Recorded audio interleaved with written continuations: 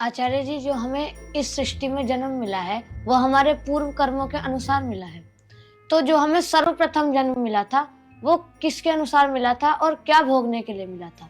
ये बहुत सामान्य सा प्रश्न है, ये बिल्कुल जटिल नहीं है और इस प्रश्न का उत्तर बहुत आसान है। वेल यस, ये बहुत ही आसान प्रश्न है। आपने पहला जन्म क्यों पाया? Because of your mom and dad, obviously, right? So simple प्रश्न, बट लेट्स सी आचार्य जी क्या कहते हैं। इस सृष्टि के प्रारंभ में जो तुम्हें पहला जन्म मिला वो तुम्हारा पहला जन्म नहीं था। उससे पहले प्रलय के पीछे जो सृष्टि थी उसमें भी तुम्हारे जन्म थे। समझ में आए? ओके, ये उत्तर थोड़ा हटके दिया आचार्य जी ने। मतलब इससे पहले जो सृष्टि थी उसमें हुआ था मेरा पहला जन्म। लेकिन वो उस सृष्टि के प्रारंभ में जो पहला जन्म था वो तुम्हारा पहला जन्म नहीं था। उसके पीछे भी प्रलय थी और उसके पीछे सृष्टि, उसके पीछे प्रलय और उसके पीछे सृष्टि, और हर सृष्टि में हर बार तुमने जन्म लिया है। वो इतने सारे जन्म, पर कभी तो मेरा पहला जन्म हुआ होगा। ये प्रश्न आता है आदमी को, जब चीजें समझ में नहीं आती तो कहता है कभी तो पहला तो हुआ होगा। साइकिल का पहिया देखा तुम लोगों ने? हाँ ना बोलो। अब ये जो ताड़ियां हैं जो परिधि से धुरे तक आ रही हैं, इनमें मैं तुमसे पूछूं कि इनमें पहली ताड़ी कौन सी है, तो क्या तुम बता सकते हो? जी आचार्य जी, जिसने वो साइकिल का पहिया बनाया है हम उससे जाके पूछ सकते हैं, श्रीमान आपने पहली ताड़ी कौन सी लगाई, और वो बता देंगे यदि उन्हें याद हो तो।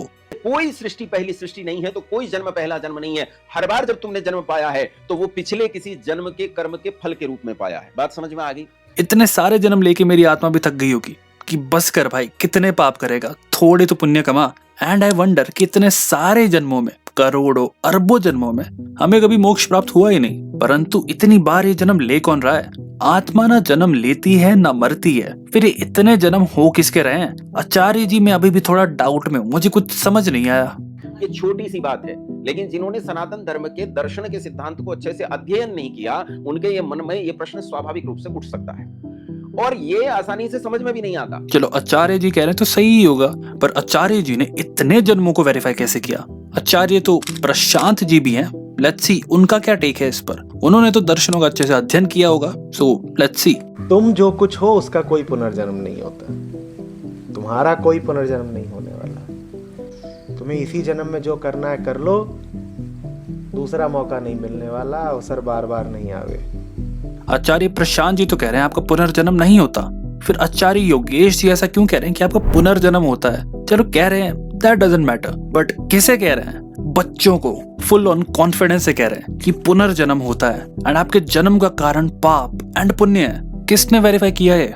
अगर किसी निर्दोष व्यक्ति को 4-5 गुंडे लूट लेते हैं और मार के चले जाते हैं, तो क्या ये उसे उसके पिछले जन्मों की पापों की सजा मिली, या फिर उन गुंडों की बुद्धि ठिकाने पर नहीं थी, इस वजह से उस व्यक्ति के साथ हादसा हो गया?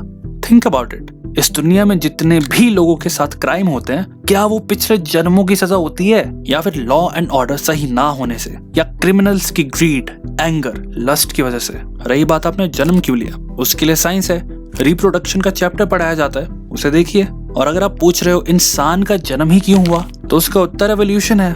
एवॉल्व करते करते आप मनुष्य बने। प्रॉब्लम ये नहीं है कि हमें साइंस नहीं पता, प्रॉब्लम ये है कि हमने अपने दिमाग में बहुत ज्यादा गलत कॉन्सेप्ट्स भर दिए हैं, और वही कॉन्सेप्ट्स दूसरे कॉन्फिडेंस से बोल रहे हैं और हमें लग रहा है कि वो तो सच्चाई है। भगवत गीता में आप देखोगे लॉर्ड कृष्ण सेज, आत्मा ना मारती है ना मरती है, तो अगर ये किसी को मारती नहीं तो इसे पाप कैसे लग सकता है? और अगर इसे पाप नहीं लग सकता तो जन्म कैसे हो सकता है? पाप करने वाला तो शरीर था, और शरीर से भी पहले उस पाप का विचार, और ये दोनों ही भौतिक संसार में, फिजिकल वर्ल्ड में। और क्या फिजिकल वर्ल्ड में कभी भी कुछ मरता है या चेंज होता है? फिजिकल वर्ल्ड में कुछ जन्म भी लेता है या बस बदल रहा होता है? Okay, back to Acharya ji. Well, कुछ लोग सोचेंगे आचार्य जी जो कह रहे हैं उसमें गलत ही क्या है, अपने विचार ही तो बता रहे हैं, उन्हें जो लगता है वो ही तो बता रहे हैं। बट वो यही तो नहीं बता रहे कि उन्हें ये लगता है। सामने छोटे बच्चे विद क्वेश्चंस, एंड अगर आप उन्हें कुछ भी कह दोगे एज इफ कि वो ही सत्य है, तो वो उसे ही सत्य मानेंगे। आप उन्हें सच क्यों नहीं बोलते कि आपको खुद नहीं पता? ये आपने जो भी कहा ये बस आपकी अपनी मान्यता है, ऐसा आपको लगता है। रियलिटी में क्या ये हो सकता है उसका एविडेंस आपके पास नहीं है। अध्यात्म दर्शन का यही तो मतलब है, सत्य को देखना एज इट इज। हो सकता था उनके अंदर इंक्वायरी करने की क्यूरोसिटी रहती और वो जान लेते इन सब का सच क्या है। आई एम नॉट सेइंग कि वो इंक्वायरी नहीं कर पाएंगे या क्यूरोसिटी तो बिल्कुल ही खत्म हो जाएगी, I am not saying that, सच को जो जानना चाहता है, देखना चाहता है, वो देख ही लेगा। बट जो सच और भी देख सकते थे बिना किसी एफर्ट के, अब उनके आगे एक बैरियर है, बिलीफ का बैरियर। वेल, आचार्य जी यहीं तक नहीं रुकते, वो ये तक कह देते हैं कि हमसे करोड़ों प्रकाश वर्ष दूर एक पृथ्वी है जिस पर जीवन चल रहा है, और वहां के लोग भी हमारी तरह ही हैं। हमारी तरह ही उनके पास लिवर, किडनी और आंखें होंगी। तो ऐसे ही हमसे करोड़ों प्रकाश वर्ष दूर एक पृथ्वी है जिस पर जीवन चल रहा है। वहां अगर मनुष्य की आकृति किसी और प्रकार की हो तो इसमें कोई संदेह नहीं, लेकिन मनुष्य ऐसा ही होगा। ऐसे ही फेफड़े होंगे, सांस लेता होगा, लीवर होंगे, किडनी होगी, आंखें होंगी। आई मीन एलियन है तो भाई थोड़ी तो डिस्टिंक्शन, अगर इमेजिनेशन ही कहनी है तो आप हल्का सा कुछ और कह सकते हो कि 4 आंखें होगी, या फिर हो सकता है आंखें ना हो, बट ऐसा ही मनुष्य होगा। ये क्या बात हुई भाई? ये बातें उन बच्चों से करके क्या फायदा है भला? ऐसी अनसाइंटिफिक बातों का क्या लाभ? सीधा बोलो ना, आपको नहीं पता। ये सब बस आपकी अपनी बनाई गई थ्योरीज हैं, आपकी इमेजिनेशन से बनाई गई थ्योरीज। ये वो नहीं है जो असल में है।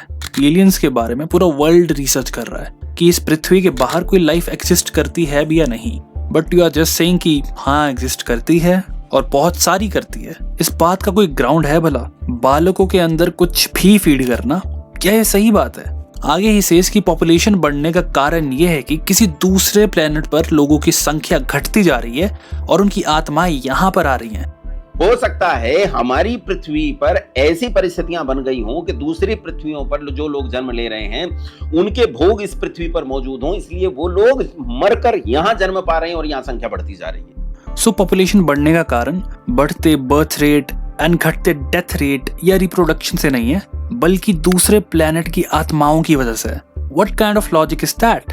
और मुझे थोड़ी हैरानी हुई कि हाइपर क्वेस्ट भाई का कमेंट कि ज्ञान के लिए धन्यवाद। आई मीन हाइपर क्वेस्ट भाई, रियलिटी को एज इट इज देखिए। क्या हमें ये भी पता है कि किसी और प्लेनेट में लाइफ है? हमें नहीं पता।